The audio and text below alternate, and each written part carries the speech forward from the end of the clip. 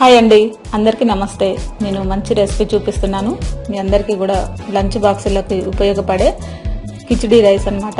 ఇది హైదరాబాదీ కిచిడి రైస్ అన్నమాట. చాలా బాగుంటుందండి. మీకు లంచ్ బాక్సులోకి ఒక 10 నిమిషాల్లో రెడీ అయిపోయే ఈ రైస్ని మీరు ఒకసారి ట్రై చేయండి. నేను చేసినట్టుగా చాలా బాగుంటుంది. ముందుగా మీరు రైస్ ఎంత తీసుకుంటారో అంత కడిగేసి ఒక 10 నిమిషాల పాటు నానబెట్టేసుకోండి రైస్ని.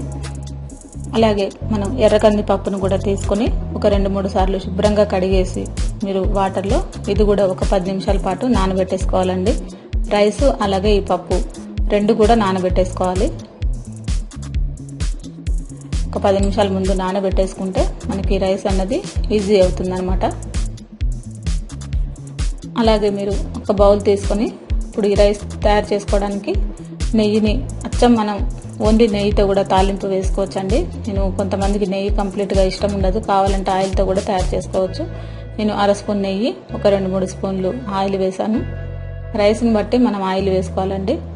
అలాగే దీంట్లో బిర్యానీ సామాన్ అన్నీ వేసేసుకోండి. దాల్చిన చెక్క, లవంగాలు, పెద్ద యాలకులు, షాజీరా, అలాగే మనం దీంట్లో ఈ మరాఠీ మొగ్గ ఇటువంటి ఫ్లేవర్స్, మసాలా ఫ్లేవర్స్ అన్నీ వచ్చే మంచి బిర్యానీ ఫ్లేవర్స్ వచ్చే వీటన్నిటిని కూడా దీంట్లో వేసేసుకోండి. అలాగే బగారాకును కూడా ఒకటి వేసేసుకోండి. ఇవన్నీ కొంచెం ఒక 5 నిమిషాలు వేగితే సరిపోతుందండి. అలాగే దీంట్లో మీరు ఉల్లిపాయలు, పచ్చిమిర్చి, అంటే ఉల్లిపాయ ఒకటి తీసుకోండి. ఇది 3 కప్పుల రైస్కి మీరు తీసుకోవచ్చు. మీడియం సైజు ఉల్లిపాయ, అలాగే ఒక 4 పచ్చిమిర్చి వేసేసుకోండి. మీరు ఘాటు ఎక్కువగా కావాలంటే పచ్చిమిర్చి మరికొన్ని వేసుకోవచ్చు అండి. అలాగే దీంట్లో అల్లం వెల్లుల్లి పేస్ట్ కూడా కొంచెం వేగనివ్వండి.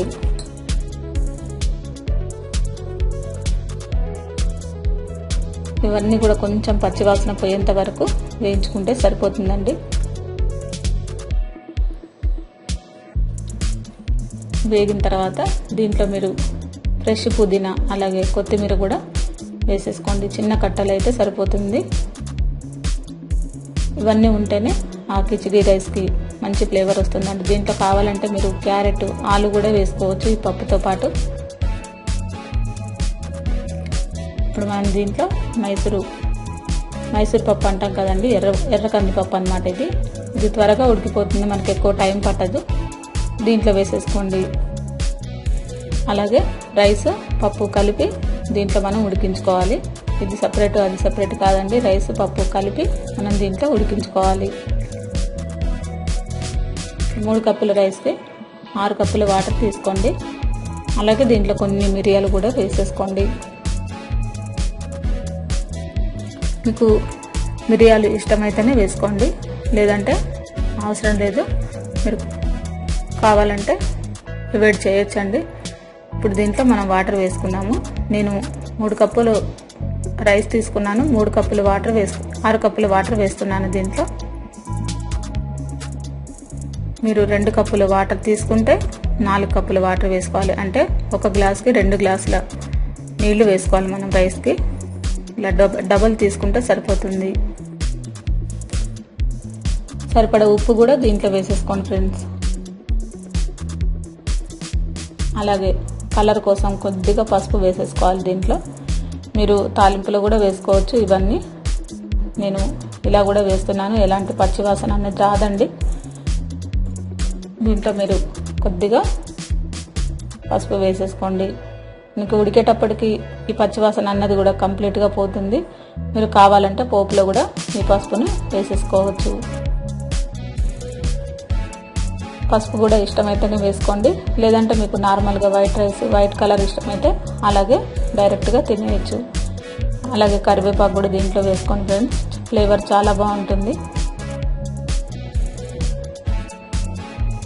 ఇప్పుడు దాదాపు ఇది మనకు ఒక 10 నిమిషాలు హై ఫ్లేమ్లో పెట్టేసుకొని ఉడికించుకోండి. ఈ వాటర్ అంతా ఇంకిపోయిన తర్వాత చివర్లో కొద్దిగా పుదీనా వేసేసుకోండి. పుదీనా వేసిన తర్వాత మూత పెట్టేసి కంప్లీట్గా లో ఫ్లేమ్లో పెట్టేసి ఆవిరికి పెట్టేసేయండి. ఇది కంప్లీట్గా ఉడికిన తర్వాత మనకి రైస్ ఇలా తయారవుతుంది. చూసారు కదా ఫ్రెండ్స్, చాలా బాగుంటుంది. ఇప్పుడు పిల్లలకి మనం మార్నింగ్ టైంలో ఏ కర్రీ చేయాలన్నా టైం పడుతుంది కాబట్టి ఇలాంటి కిచిడి రైస్ మీరు ఒకసారి ట్రై చేయండి, చాలా బాగుంటుంది. వీక్లీ కనీసం ఒక 2-3 సార్లు అయినా ఈ హైదరాబాద్ కిచిడి రైస్ చక్కగా తయారు చేసి మనం లంచ్ బాక్స్లో పెట్టేయచ్చు. మీరు ఒకసారి ట్రై చేయండి, చాలా బాగుంటుంది నేను చేసినట్టుగా.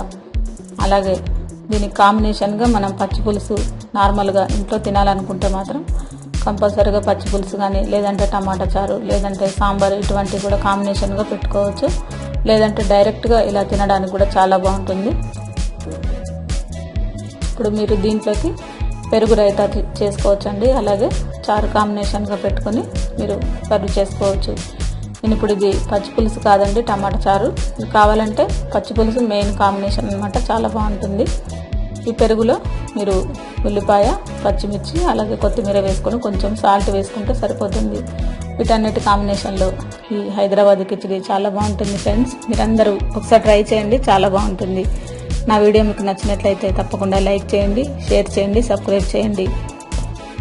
అందరికీ థ్యాంక్ యూ అండి.